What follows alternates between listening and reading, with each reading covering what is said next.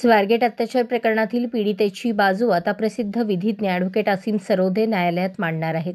तसेच पीडित तरुणीची सुरू असलेली बदनामी थांबवण्यासाठी ते अर्ज दाखल करणार आहेत. सध्या पीडित तरुणी मानसिक तणावाखाली असून तिला आत्महत्येचे विचार येत असल्याचे असीम सरोदे यांनी सांगितले.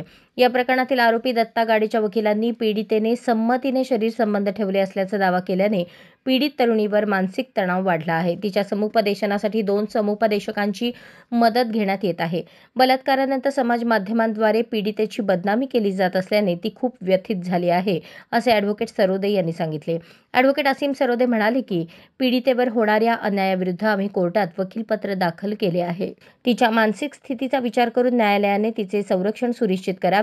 तसेच पीडितेबद्दल प्रसार माध्यमांमध्ये होणाऱ्या असंवेदनशील चर्चेवर नाराजी व्यक्त करत त्यांनी पोलिसांनी अशा प्रकारांवर कठोर कारवाई करावी अशी मागणी केली.